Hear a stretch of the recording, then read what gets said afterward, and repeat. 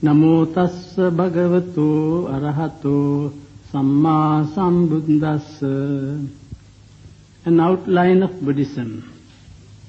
On the full moon day of May, in the year 623 BC, there was born at Kapilavatthu, on the Indian borders of Nepal, a Sakyan prince named Siddhartha Gautama, who was destined to be the greatest religious teacher in the world.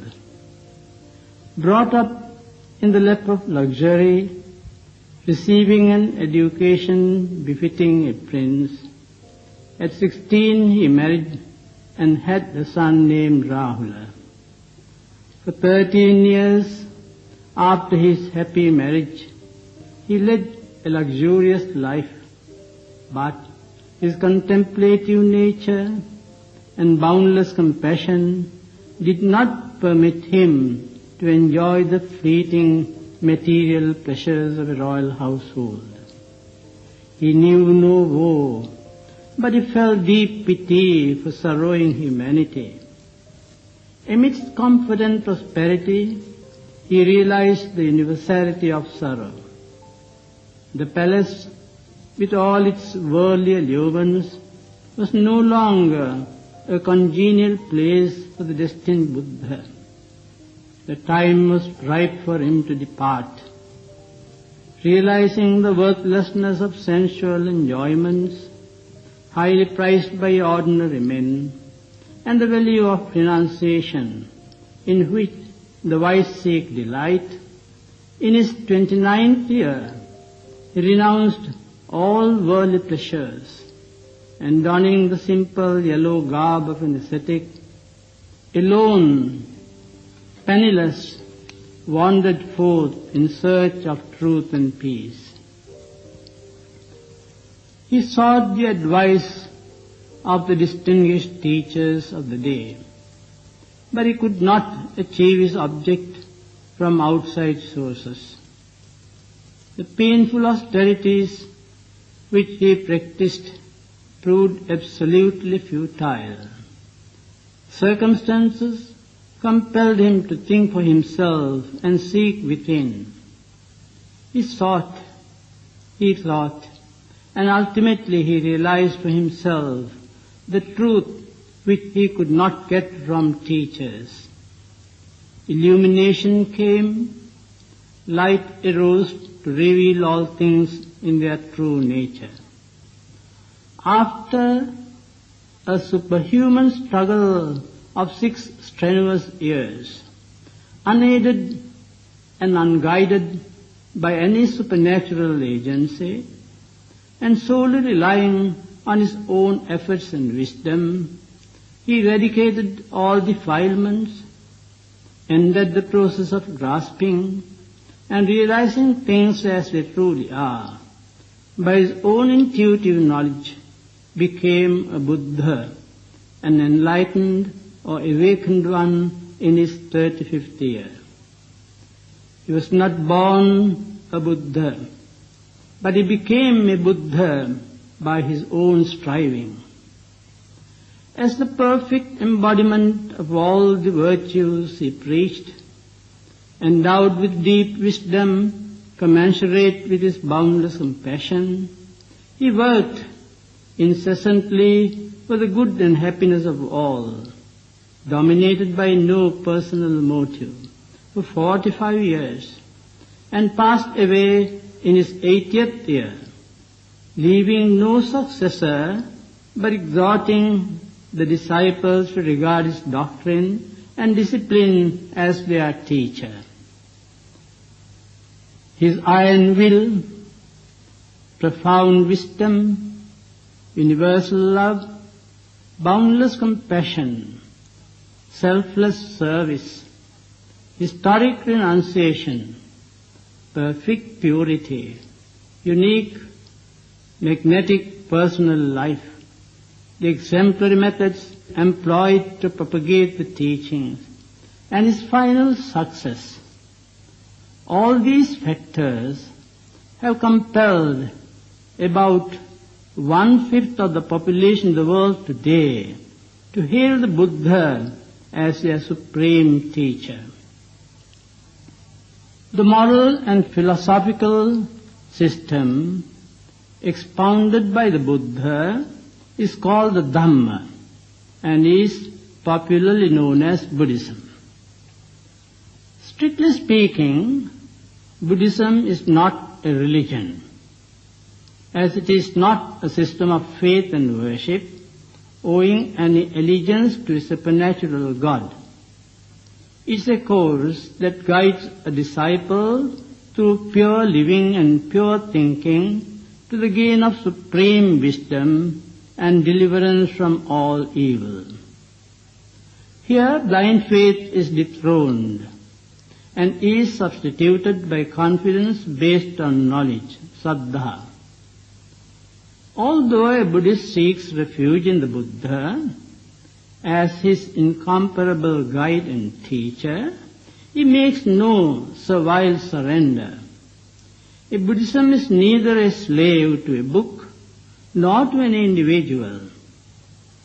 Without sacrificing his freedom of thought, he exercises his own free will and develops his wisdom even to the extent of becoming a Buddha himself for all our potential Buddhas. Naturally, his followers quote the Buddha as their authority, but the Buddha himself discarded all authority. Immediate realization is the sole criterion of truth in Buddhism. Its keynote is rational understanding. Though such external forms of homage as the offering of flowers and so forth are prevalent amongst Buddhists, the Buddha is not worshipped as a god. There is no deification in the case of the Buddha. The Buddha was no doubt highly venerated in his own time, but he never arrogated to himself divinity. He was a man, an extraordinary man, acharya manusa. Nevertheless, it should be remarked that there was no teacher ever so godless as the Buddha, yet none so godlike. What the Buddha expects from his disciples is not so much obeisance as the actual observance of his teaching. He honors me best. Who practices my teaching best is his admonition. Furthermore, prayers, petitional or intercessory, are foreign to Buddhism. On the contrary, great emphasis is laid on meditations that tend to self-discipline, self-control, purification, and enlightenment. In Buddhism, there is no God creator to be obeyed and feared by a Buddhist. Instead of placing an unseen Almighty God over man, the Buddha has raised the worth of mankind. The Buddha teaches that man can gain salvation by self-exertion without depending on God or mediating priest. It expounds no dogmas that one must blindly believe, no creeds that one must accept on good faith without reasoning, no superstitious rites or ceremonies in order to enter the fold, no meaningless sacrifices or penances for one's purification. If, as Karl Marx says, religion is the soul of soulless conditions, the heart of a heartless world, the opium of the people, then Buddhism certainly is not such a religion. In fact, the cultural advancement of all Buddhist nations are due to the benign influence of Buddhism. If by religion is meant a system of deliverance from the ills of life, then Buddhism is the religion of religions. The foundations of Buddhism are the Four Noble Truths, which are associated with the so-called being. The Buddha states, "In this very fathom-long body, along with its perceptions and thoughts, do I proclaim the world, the origin of the world, the cessation of the world, and the path leading to the cessation of the world." This interesting passage refers to the Four Noble Truths which the Buddha himself discovered by his own intuitive knowledge. Whether Buddhas arise or not, they exist. And it is a Buddha that reveals them to the deluded world. For the knowledge of these truths, which do not and cannot change with time, the Buddha was not indebted to anyone. As he himself said, they were unheard of before.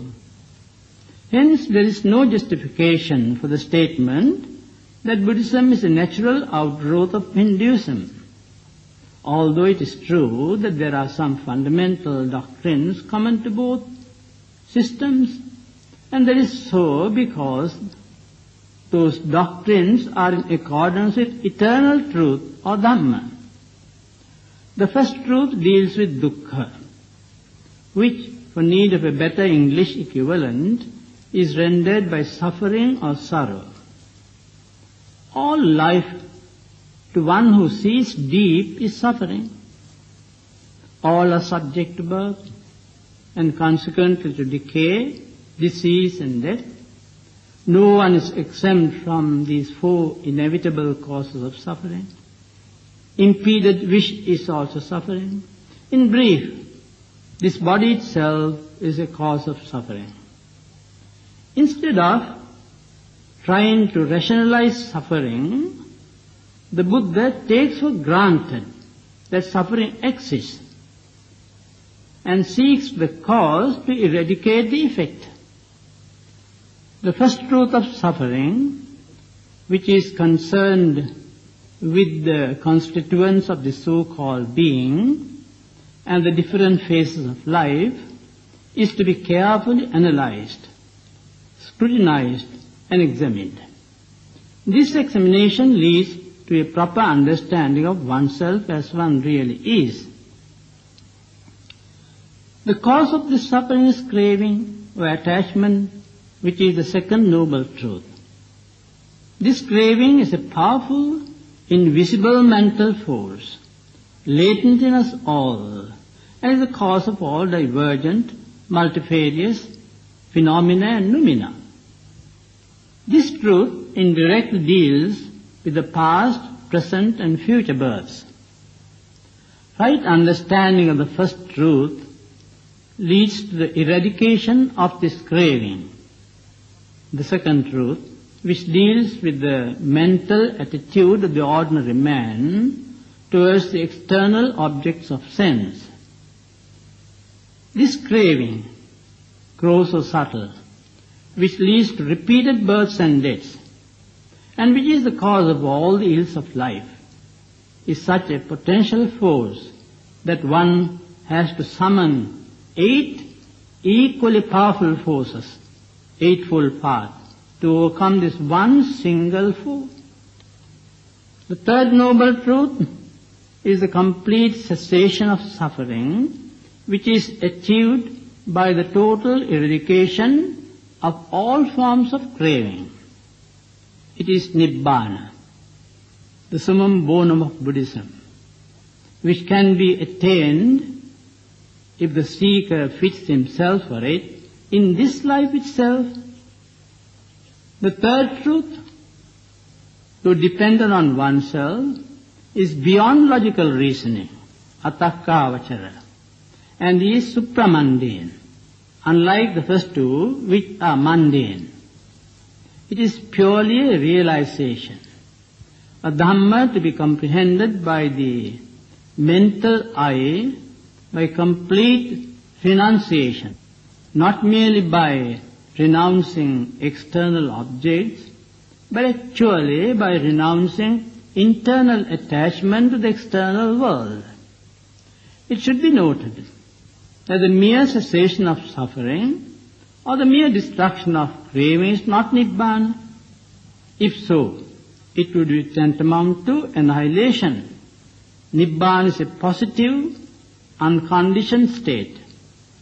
In Nibbana, nothing is annihilated, because Buddhism denies the existence of a permanent soul or Atma.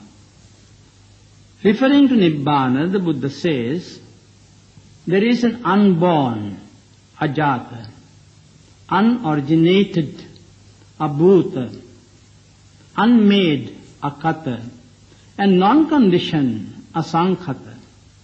If there were not this unborn, unoriginated, unmade, and non-conditioned, an escaped one who is born, originated, made, and conditioned would not be possible here. The third truth has to be realized by developing the Noble Eightfold Path, which is the fourth noble truth. This is the via media, golden mean, majjhima patipada. It consists of right understanding, right thoughts, right speech, right action, right livelihood, right effort, right mindfulness, and right one-pointedness. These are the powerful moral mental forces that are summoned to attack one latent evil force, craving. The middle path, which constitutes morality, sila, concentration, samadhi, and insight, panya, is embodied in the following beautiful little verse. Sabba papassa akaranam, kusalassa upasampada, satitta pariyodapanam, etang buddhana sasanam. To cease from all evil, to do what is good, to cleanse one's mind, this is the advice of all the Buddhas. The first three truths deal with the philosophy of the Buddha's teaching, and the fourth with the practice in accordance with that philosophy. Buddhism as such is neither an ordinary philosophy which deals with theorizings irrelevant to one's deliverance from suffering and death, with no emphasis on practice and realization. No, an ordinary moral system, which though essential is only the ABC of Buddhism. The Buddha Dhamma is a moral and philosophical system which is founded on the bedrock of facts that can be tested and verified by personal experience. Buddhism is therefore rational and practical, devoid of esoteric doctrines, coercion, persecution, or fanaticism. To its unique credit, it should be said that during its peaceful march of 2,500 years, no drop of blood was shed in the name of the Buddha, and no conversion has ever been made either by force or by any repulsive method. Buddhism is saturated with the spirit of complete tolerance, which is extended to men, women, and all living beings. It was the Buddha who, for the first time in the known history of the world, attempted to abolish slavery. It was he who vehemently protested against the evils of the caste system that blocked the progress of mankind, and advocated equal opportunities for all, irrespective of caste, color, or rank. He established for both deserving men and women a celibate order which was democratic in constitution and communistic in distribution.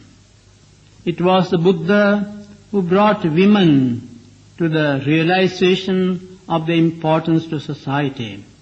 It was also the Buddha who banned the sacrifice of unfortunate animals and admonished his followers to extend their metta, a loving kindness to all living beings. It is only this Buddhist metta that can break down all the barriers which promote separatism. To a Buddhist, there is no far or near, an enemy or foreigner, no renegade or untouchable, since universal love, realized through understanding, establishes the brotherhood of all living beings. A real Buddhist is a citizen of the world, and he regards all as his brothers and sisters, making no distinction. Buddhism is therefore unique, mainly because of rationality, practicability, efficacy, and universality. It is the noblest of all unifying influences, and the only lever that can uplift the world to deliverance from suffering. In addition to the Four Noble Truths, the quintessence of Buddhism, the evidentially verifiable doctrines of karma and rebirth form two interrelated fundamental tenets of Buddhism. These two beliefs were present in India before the advent of the Buddha, but it was he who has explained and formulated them in the completeness we have them today. Karma is the law of moral causation. In its ultimate sense, karma means moral and immoral volition, kusala akusala cetana. It embraces both past and present actions. Hence, in one sense, we are the result of what we were. We will be the result of what we are. In another sense, it should be added, we are not totally the result of what we are. We will not absolutely be the result of what we were. The present, no doubt, is the offspring of the past and is the parent of the future. But the present is not always a true index of either the past or the future. So intricate is the law of karma. As we sow, we reap in this life or in a future birth. What we reap today is what we have sown either in the past or in the present. Karma is a law in itself, which operates in its own field without the intervention of any external independent ruling agency. This law of karma explains the problem of suffering, the mystery of fate and predestination of other religions, infant prodigies, and above all the inequality of mankind. Rebirth is the corollary of karma. The Bodhisattva ideal and the correlative doctrine of freedom to attain utter perfection are based on the belief in rebirth. It is karma that conditions rebirth. Past karma conditions the present birth, and present karma, in combination with past karma, conditions the future. The actuality of the present needs no proof, as it is self-evident. That of the past is based on memory and report, and that of the future on forethought and inference. The Buddhist doctrine of rebirth should be differentiated from the theory of reincarnation and transmigration of other systems, because Buddhism denies the existence of a transmigrating permanent soul created by God or emanating from Paramatma. Buddhism resolves the living being into mind and matter, nama and rupa, which are in a state of constant flux. The whole process of these mental and physical phenomena, which are constantly becoming and passing away, is at times, in conventional terms, called a self or Atma by the Buddha. But it is a process and not an identity that is thus termed. Buddhism does not deny the existence of an apparent personality. It denies an ultimate identical being or a permanent entity, but it does not deny continuity in process. The Buddhist philosophical term for an individual is santati, that is flux or continuity. This uninterrupted flux or continuity of mental and physical phenomena conditioned by karma, having no perceptible source in the beginningless past, nor an end in its continuation in the future except by the Noble Eightfold Path, is the Buddhist substitute for the permanent ego or eternal soul in other religious systems. As T.H. Huxley states, Buddhism is a system which knows no God in the Western sense, which denies a soul to man, which counts the belief in immortality a blunder, which refuses any efficacy to prayer and sacrifice, which bids men look to nothing but their own efforts for salvation, which in its original purity knew nothing of vows of obedience and never sought the aid of the secular arm, yet spread over a considerable moiety of the world with marvelous rapidity, and is still the dominant creed of a large fraction of mankind. May you all be well and happy. Metta Suttanta, Discourse on Loving Kindness. He who is skilled in his good and who wishes to attain that state of calm should act thus. He should be able, upright, perfectly upright, obedient, gentle and humble, contented, easily supportable, with few duties, of light livelihood, controlled in senses, discreet, not impudent, not be greedily attached to families. He should not commit any slight wrong, such that other wise men might censure him. May all beings be happy and secure. May their hearts be wholesome. Whatsoever living beings there be, feeble or strong, long, stout or medium, short, small or large, seen or unseen, those dwelling far or near, those who are born and those who are to be born, may all beings without exception be happy-minded. Let none deceive another, nor despise any person whatsoever in any place. In anger or ill will, let him not wish any harm to another. Just as a mother would protect her only child at the risk of her own life, even so let him cultivate a boundless heart towards all beings. Let his thoughts of boundless love pervade the whole world, above, below, and across, without any obstruction, without any hatred, without any enmity. Whether he stands, walks, sits, or lies down, as long as he is awake, he should develop this mindfulness. This, they say, is the highest conduct here. Not falling into error, virtuous and endowed with insight, he discards attachment to sensuous desires. Of a truth, he does not come again for conception in a womb.